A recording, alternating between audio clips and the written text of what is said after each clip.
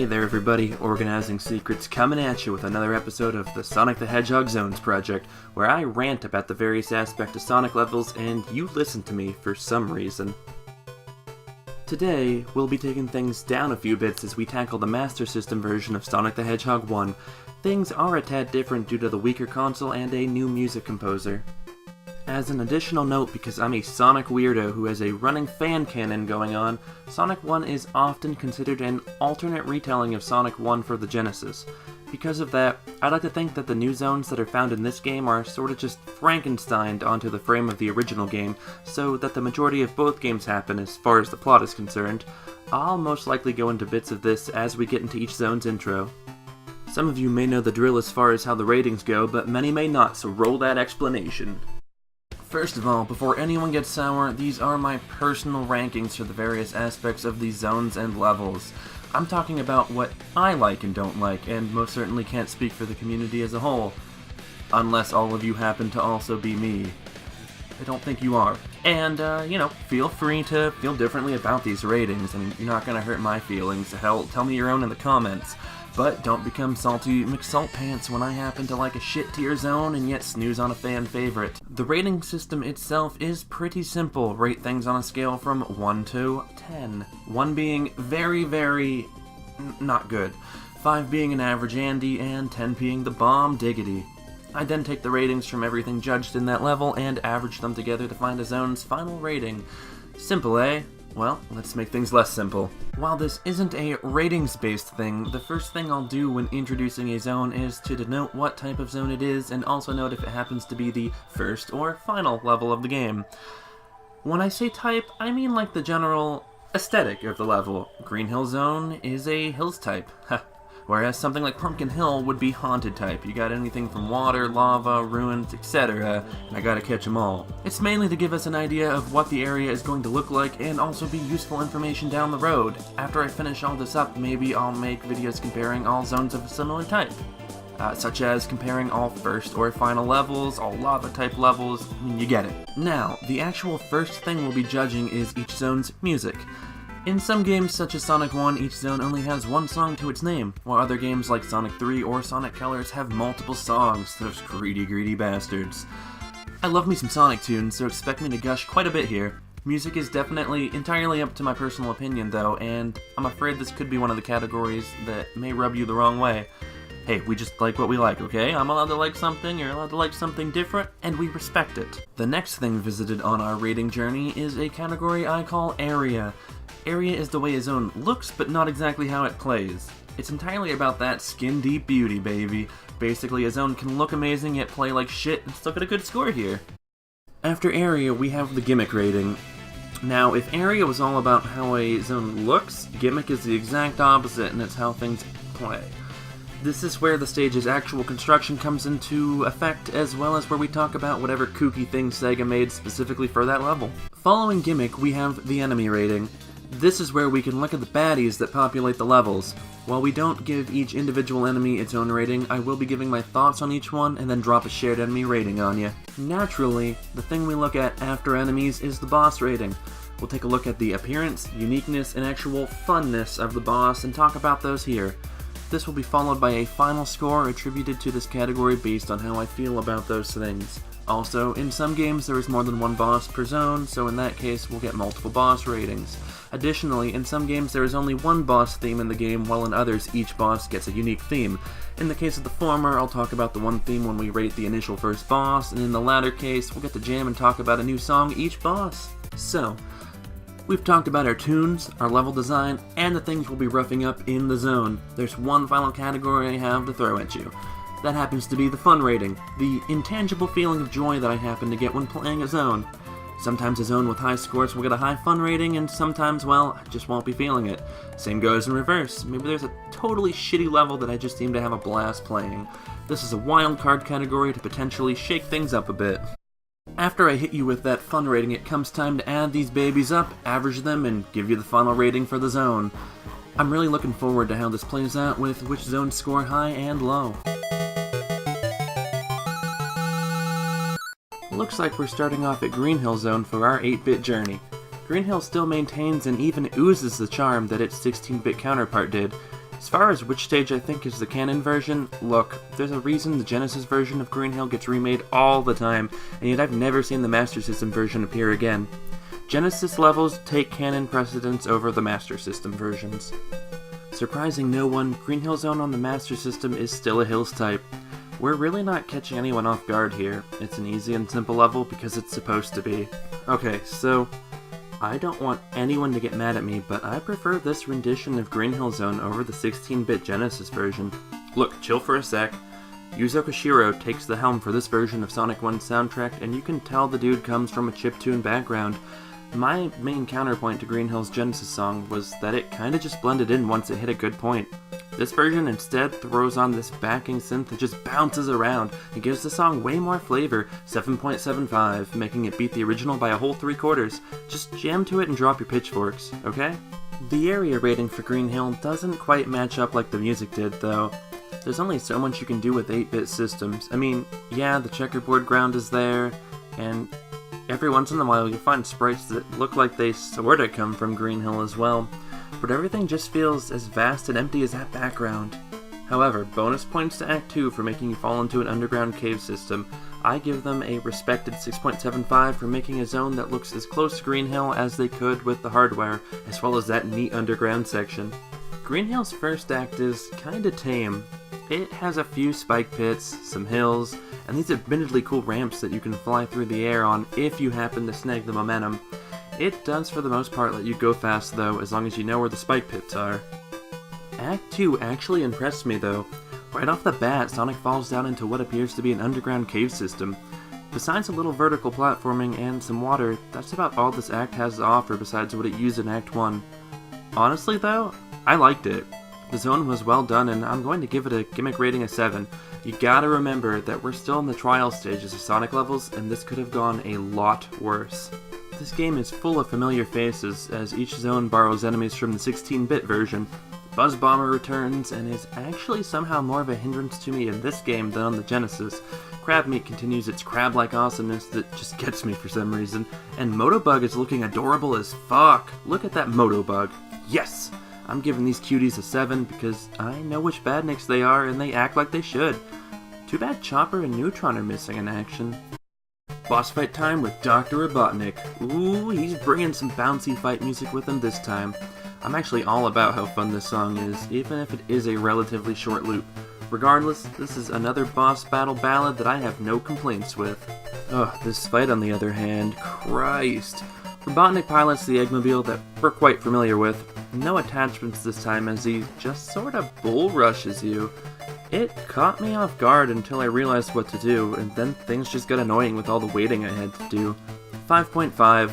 It's not actually a bad fight, but it's not imaginative at all. Much like the Genesis Green Hill, this version of Green Hill Zone is also a blast to play through. I felt like I could really go as fast as this little console could take me. Everything sorta clicked, and I have no qualms with giving Green Hill Zone an 8.5. Pretty damn good for a stage that's supposed to be an inferior fake. Wait, what is this? Oh god, I said the wrong word!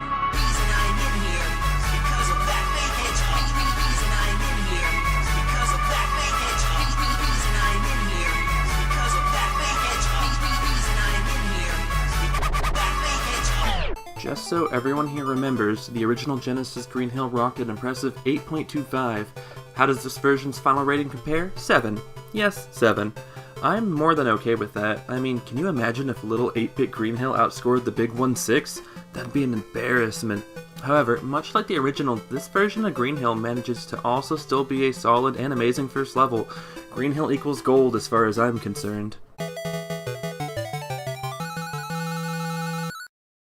Now on to our first new zone of the game, Bridge Zone. It has bridges. Okay, they can't all be winners. If you want my personal opinion on that fan canon though, I kinda have it worked out in my head that Bridge Zone leads on in towards Marble Zone from the 16-bit game. Bridge Zone happens to be the second Hills type zone in the game. It keeps the simple level design noted for Hills types, although I will say that there are a ton of bottomless pits in this stage. As for the music, Bridge Zone is keeping things bright and peppy. I've actually read that Janet Jackson used this song as inspiration for a song of hers, although I have no way to really prove that.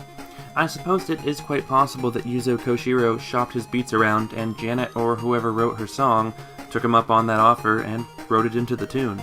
What I can say for sure is that this song was used in parts of Tails' theme in Sonic Adventure 1. Oh, and that one part sounds like the beginning of Full House.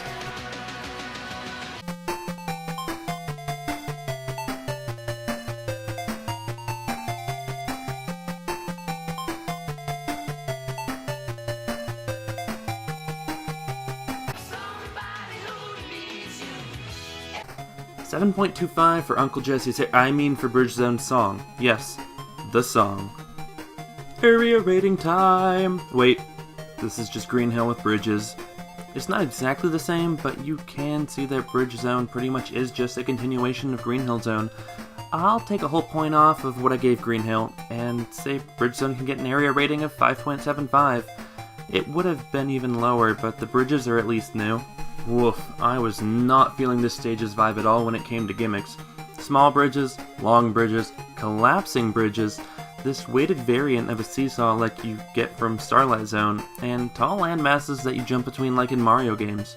Oh, and Act 2 has an automatically scrolling screen that makes Sonic play like he was in some Super Mario levels. Yay! Slow Sonic, my favorite. 4.25. This is unique stuff for the Sonic series at this point, but pretty much blatantly ripping off early Mario games. Bridge Hill will dip into the negative scores, but I won't sink it too far quite yet. Let's see who populates Bridge Zone. Oh, hey, Chopper, you made it! Good to see you, buddy. Oh, and Spikes, your vacation must have run out if you happen to be here instead of Spring Yard, and Buzz Bomber. You get around, don't you? 2 good bots and a reuse, and that's Bridge Zone, an enemy rating of 6. It's okay, but not great, and I think you'll agree with me. These guys stick to their Sonic 1 Genesis behaviors, so we know how they roll by now. Boss time with Robotonic, and he's brought out a new toy. No Eggmobile, no dumb pistons. This is the Submarine Mobile. Fancy and really lame. Look, the fight was super tough for the first 2 or 3 lives I wasted figuring out how it worked, and then, well, he becomes a cakewalk. He shoots some projectiles out and then dips under the water, but after you realize that the only safe thing to do is constantly damage him, then there's nothing to this. I give it a 4.25 for disappointing me after it shoved a few of those projectiles up my ass. Didn't even call me back the next day. So let's talk about Bridge Zone and fun. Apparently, these are 2 things that don't really mix. I mean, I didn't have a horrible time with this zone, but I don't want to feel like I'm playing Super Mario Bros. In my Sonic. 5.5 for not being absolutely horrible. On a stronger console, there could have actually been something here. I do believe it is time to give Bridge Zone its final rating. The verdict is coming in, and it's good! Hold it! Objection! Objection! Oh, wait, no, my bad. It's kinda fine. 5.5 is the final rating for the first original Master System zone. I mean, that's better than Final Zone, so shade thrown, I guess.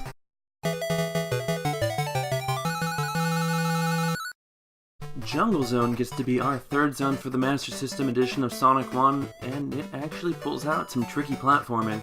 Look, I think Jungle Zone killed me the most when it came to bottomless pit deaths, so you know this place might not be messing around. As for my fan canon, this is a zone I like to place between Marble Zone and Spring Yard Zone from the Genesis zones. I kind of finagle in this idea that the forest you see in Spring Yard at the bottom of the stage is somehow related to this one. Jungle Zone gets the honor of being our first ever forest type zone. Forest zones tend to deal with elevated exploration and usually have an emphasis on tricky platforming, and that's definitely the case for Jungle Zone here. Jungle Zone keeps that line of catchy and bouncy tunes going. The bass bounces, the synth bounces, and then it hits this really cool part where it trills. Despite all this though, Jungle Zone kinda settles into the bounce that seemingly permeates every zone in this game, and I felt like that caused me to snooze on it a bit. Jungle Zone boings into a pure 7 for its music rating. I mean, that's Green Hill Genesis good, so that's a quality peer. For a zone with the name of Jungle Zone, it does look jungle-ish. Sorta. I mean, there's a ton of green. Luckily, these red flowers sorta balance things out because I wasn't actually that big a fan of this zone's look. 6.5 gives Jungle an okay score for a big green blob with bits of red, brown, or blue tossed in. Better luck next time, kid. Jungle Zone has a few interesting ideas going for it, like these vine ramps and this waterlog section, and fuck! Take some difficult platforming on these falling logs. Do it though. Act 2 has you climbing a waterfall in a vertical section, but the screen refuses to scroll back down, so if you fall, that's pretty much instant death. 6.25 for coming to the table with a few cool ideas, but then kinda being shitty about it. The bad bots are here, and let's see who's a-knockin'. Well, Crab Meat and Chopper. I'm totally fine with Chopper being here again, because Piranha bots should be in a jungle river. Crab Meat is the stretch for me, though. Oh, Neutron made it! Yo, dude! Glad to see ya. Look, it gets a 6 for its Batty Boys rating. Chopper actually does make sense to be here, so I won't penalize the zone for that. Boss fight time! Robotnik brings the Eggmobile back out of the garage, and this time he's dropping bombs that roll around on this bowl-shaped vine. Wait. A bowl-shaped vine. Okay, Sega, you're asking me to suspend my disbelief just a bit much this time. The fight itself is actually pretty tricky. The hitbox on the bombs is a tad out of whack, and I found myself jumping in a panic to avoid those bombs and get hits in. 6. It's a simple idea that's almost done well. Amidst all these okay scores, I actually found myself not having fun with this zone. Between some tricky platforming, the entire second act's penchant for instant death bullshit, and the boss being a tricky bitch, I actually lost a lot of lives here. For a game with no level select and limited continues, this gave Jungle Zone a sort of weird haze to it that I felt in my soul whenever I got back to this level. 4.25 for making me feel like the level was personally taking out some sort of grudge on me. Alright, let's see if Jungle Zone becomes the cream of the crop and sets that gold standard for all 4 zones to come. Of course not. It gets a 6. I've looked back at the other scores and realized most of them were in the 6s, so a 6 is actually to be expected when we're averaging everything together. That said, I do think that it's a fair rating. The zone has its own amount of bullshit, and the visuals aren't the best we've seen. Maybe you'll be king of the Jungle Zone next time.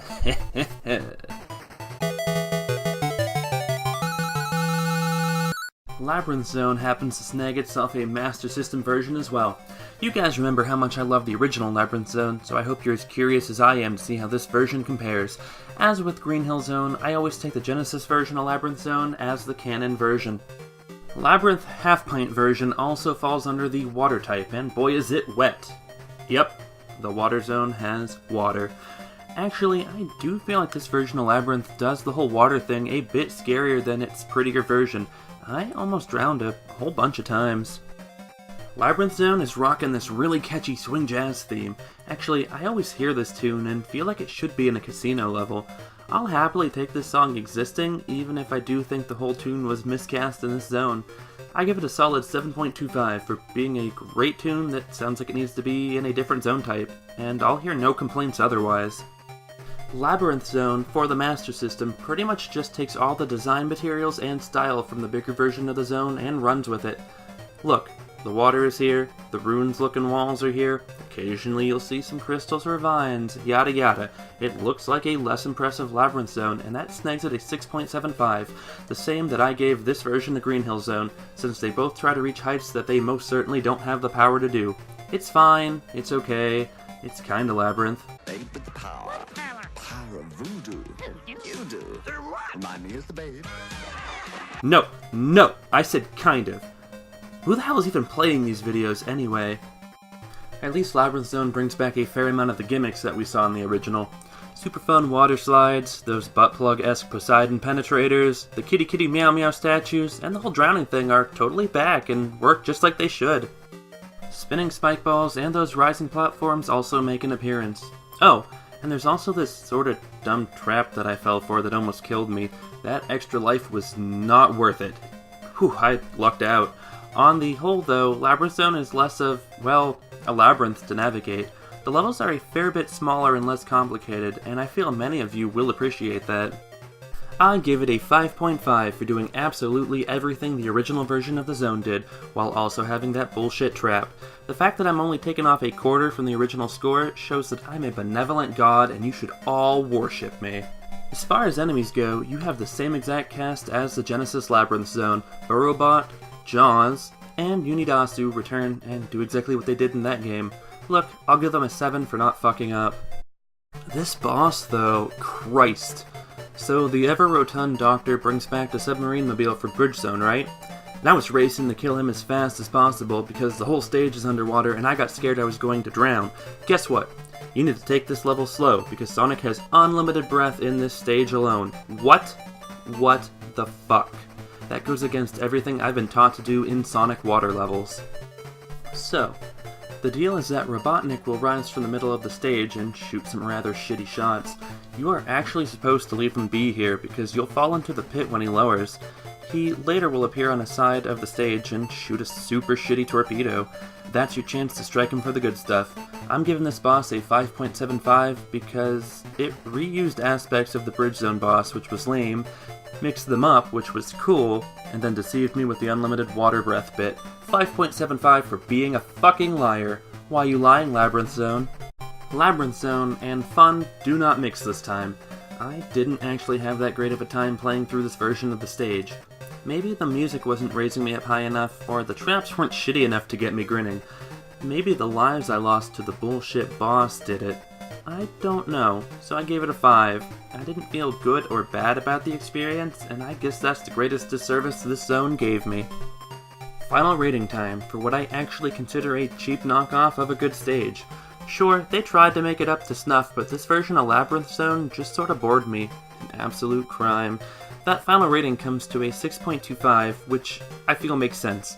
It's barely an okay level, and I actually really do like that that's how things played out this time.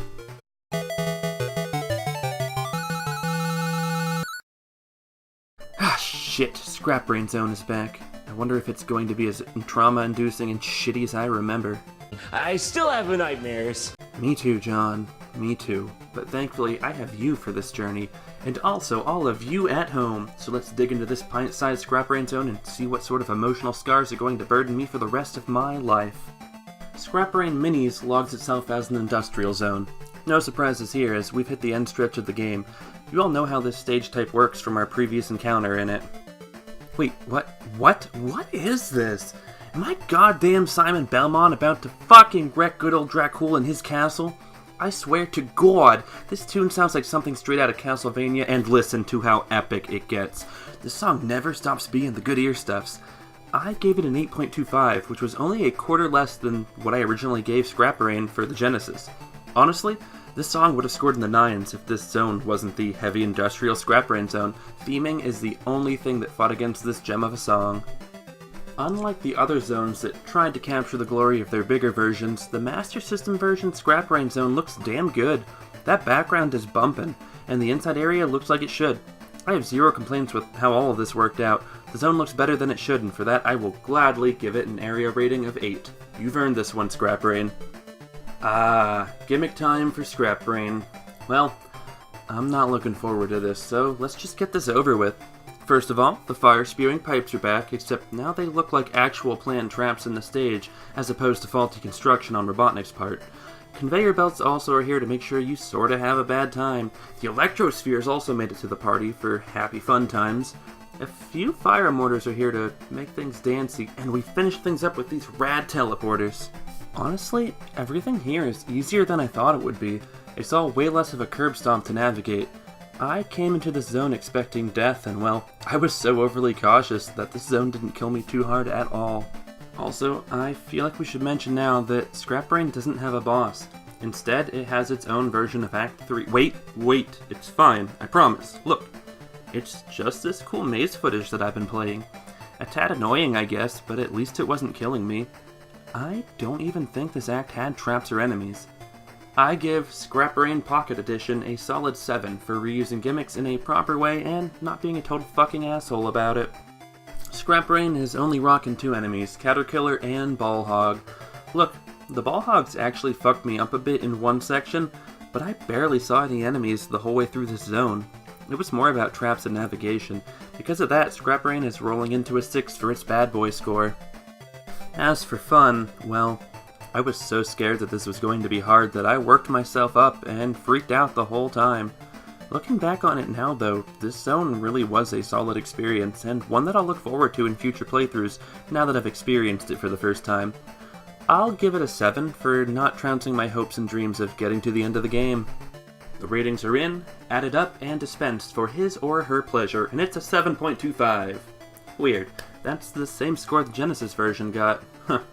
I guess Scrap Brain is a decent stage no matter what version you play.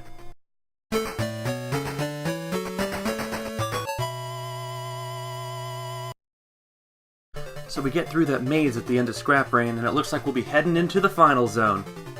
Wait, what is this thing? Sky-based zone? You mean, there's a whole nother zone before we get to the final boss? Oh no. Oh yes, seems to be the case. Sky-based zone is bringing us our very first Sky-type zone. Sky zones feature cloudy backdrops and are usually filled with tons of bottomless fall deaths. Yay. And just so you know, in my fan canon land, I play Sky-based zone after the shitty boss fight in Final Zone. This is the real Final Zone, people. Sky-based brings a tense tune to the forefront of the level. Now, this feels like the epic conclusion to a game. You know you're in for a good time with this, except, well, it's a short loop, so shit starts to grate on the ears after a bit.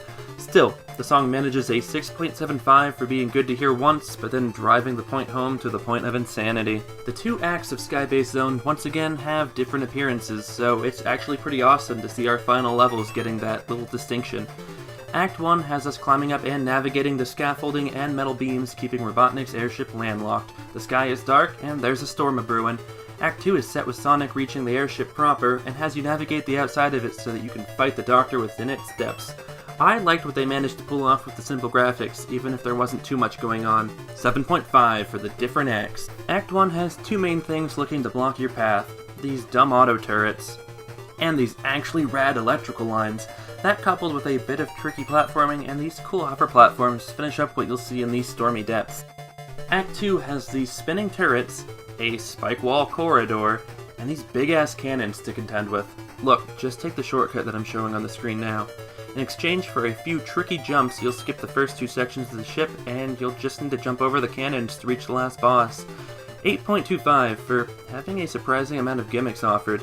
I was seriously impressed, even if a lot of it was gun-based. There are only two enemies chilling in Skybase. Uni is hanging out here in Act 1, and then actually follows you around instead of going in one single direction. Bomb also appears to trip you up in that spike corridor. That bastard. Look, I think there's only one of each of these robots, so I gave them a 6. They exist, and that's cool enough for a little bit of bueno. No special boss theme here, it's just Robotnik and Sonic bouncing to a good tune. As you can see, no pistons, thank God. Robotnik leaves all of his mobiles in the garage and instead chills in this glass tube where he bounces on a switch. This switch in turn sends out a tracking electro ball. On top of that is this laser wall that moves around, so you gotta time your attacks properly and hide in the corner like a coward.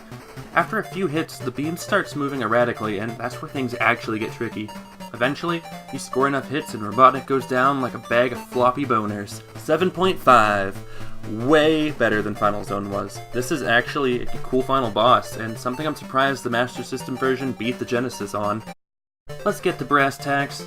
This was an okay time. I didn't hate it, but I did think some of this shit was cheap. Skybase nets a 6.25 fun rating. I wasn't exactly too stressed out, but that shortcut almost felt necessary and kinda cut down on the experience. Final rating time, and Skybase Zone beats Final Zone with a solid 7. Fuck yeah! Look, this was a way better experience than I had with Final Zone, so I'm super pleased that this is how things worked out. Now let's get to those credits. We've beaten the game. That's 2 notches in the finish category. Before I gush about how pumped I am, let's get to the recap of the zones that were bested on this day. Our lowest entrant, and the loser of Sonic 1 for the Master System, is Bridge Zone with a 5.5. It still doesn't have a rating in the negative, but honestly, this zone is just a Mario stage with some Green Hill paint. Coming in as the runner-up for shit tier is Jungle Zone with a 6. It's an okay level, I guess. Man, they just weren't killing it with these new levels. Labyrinth Zone clocks in as our next level with a 6.25. Mayhaps the remade levels couldn't escape the wrath of this game's design either. Green Hill Zone then pops up at an actually respected 7. Look, Green Hill is hard to fuck up, so woe befall whoever does manage to make it shitty. Another 7 with Skybase Zone. I placed it in front of Green Hill because it's an actually unique zone to this game that brings a bunch of new to the table. Plus, it has an actual good final boss. Fucking final zone. And the winner is Scrap Brain Zone? Jeez, this is a weird timeline. 7.25 nets you the best zone in Sonic 1 for the Master System. Things overall weren't as bad as they could have been, but this game had room for improvement. Before we close things out, I wanted to share this rendition of Marble Zone's theme that was found buried in the game files unused. Apparently Marble Zone was supposed to be in the game at one point, but was eventually cut. A shame, I suppose, but holy shit is this tune bumpin'. I may prefer this over the original, much like with Green Hill Zone. I'll leave this as the closing song as we get to that finale. So Sonic 1 for the Master System has been utterly conquered. That's 2 games down in the series that I was never quite sure if I was going to get off the ground. My fellow Sonic salivators, this is rad! I'm so happy to be making videos about something I love so much. Oh, I also wanted to mention that this was actually my first time playing Sonic 1 for the Master System.